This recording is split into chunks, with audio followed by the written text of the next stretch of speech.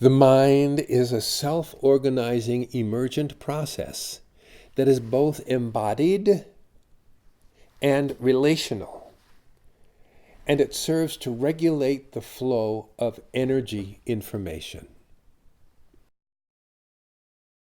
Selective awareness is the ability we have to direct and focus our awareness on a single object, thought, feeling, or mental image, idea. It is through proper use of this selective awareness that we can achieve what has come to be called mindfulness.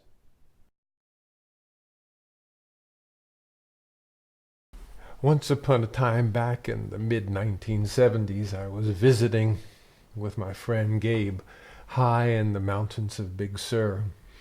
And while I was there, I met a young man. He was an Irish radical who seemed to be traveling through at that time, and we're sitting at the table under candlelight, and I noticed he had a journal. And I asked him if I could look at his journal. And he said, sure. And as I was flipping through that journal, I found this poem. And I read this poem, and I cried. And I realized that I was learning something very important, that the man who wrote this poem had something very important to teach me. I'd like to share that poem with you. Call me by my true names. Do not say that I'll depart tomorrow, because even today I still arrive.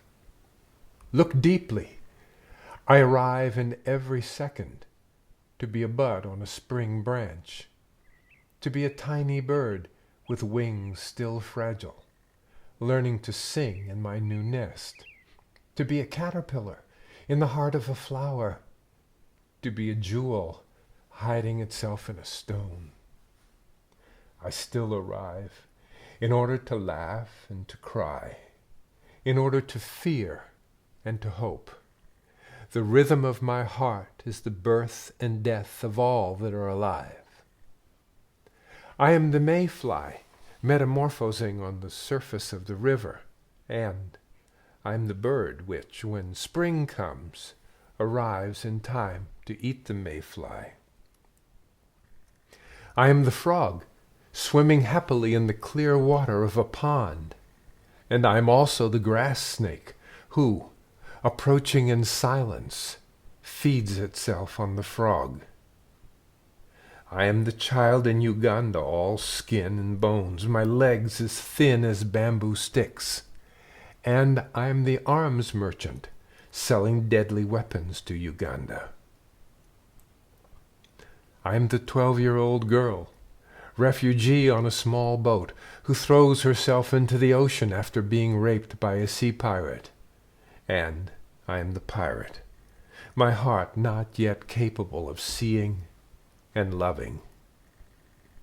I am a member of the Politburo, with plenty of power in my hands, and I am the man who has to pay his debt of blood to my people, dying slowly in a forced labor camp.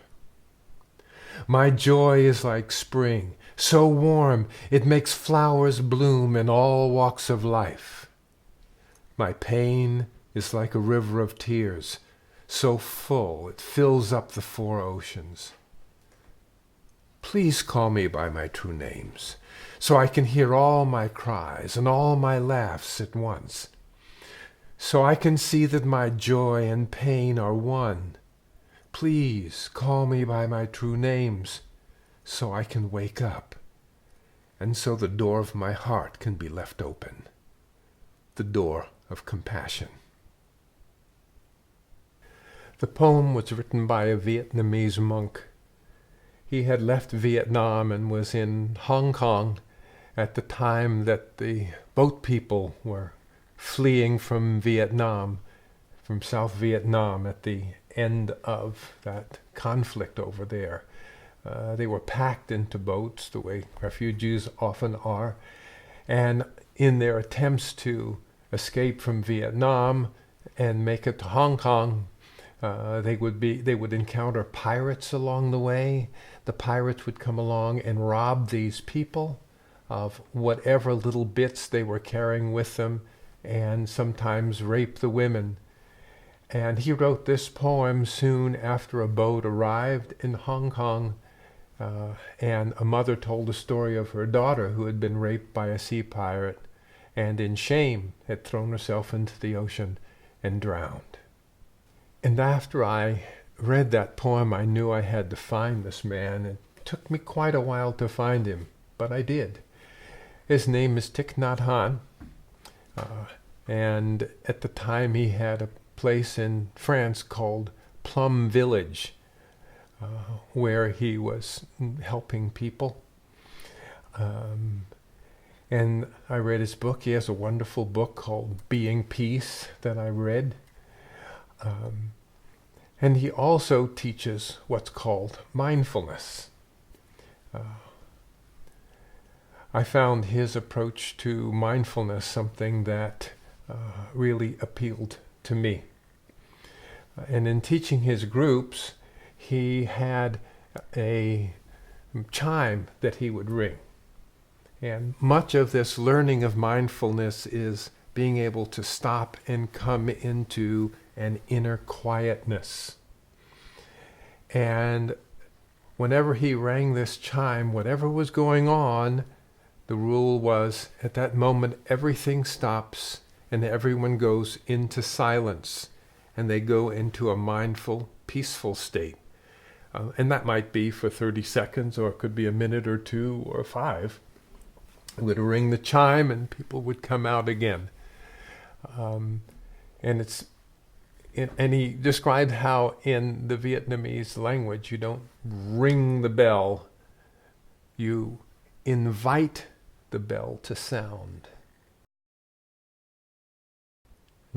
So I'm going to invite the bell to sound, and then I'd like to teach you the first step of Thich Nhat Hanh's 5 steps to mindfulness.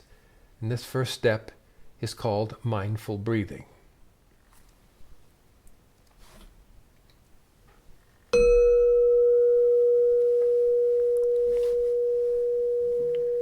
Take a moment and make sure that you're in a comfortable position, sitting or lying down. And give yourself permission to be present.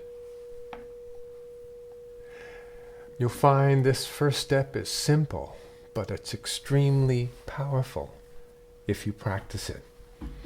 The idea is simply to identify the in-breath as an in-breath and the out-breath as an out-breath. Begin to do that now. Notice you're breathing in, and as you breathe in, know that this is your in-breath. Then breathing out, be mindful that this is your out-breath. Recognize each breath, and in so doing, you're bringing your mind home to yourself. Your mind is what recognizes the in-breath as breathing in, and the object of your mind is the in-breath. Now, of course, you're always being mindful of something. Either you're mindful of walking, or you're mindful of dancing, or you're mindful of washing your hands, or you're mindful of writing. And right now, it's about the mindfulness of your breathing. Don't make any effort to stop your thinking. Just be aware of the breath. But gradually you'll notice that as you continually refocus your attention on your awareness of your breathing, soon the thinking slows down. With each breathing in and out, you can be celebrating life. Celebrate the spark of life that comes with each new breath, and let your breathing find its own rhythm and its own tempo. And an in-breath could take 3 or 4 or 5 seconds, it depends. But that's the time to be alive. Time to enjoy your breath. And you don't have to interfere with your breathing. If the breathing in is short, let it be short. If the breathing out is long, let it be long. No effort to force it. Simple recognition of the in-breath and the out-breath. That's enough. Do that now.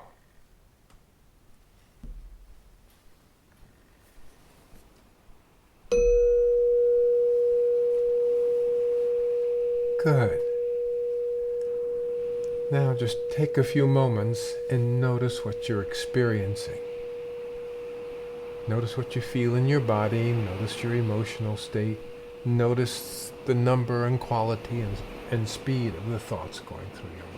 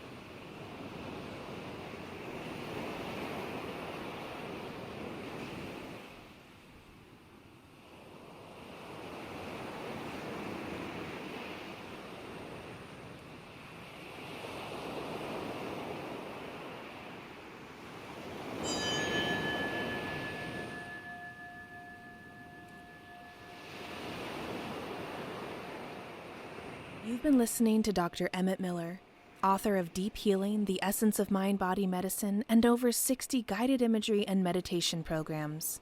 You can learn more about Dr. Miller and download more of his programs at drmiller.com. That's drmiller.com.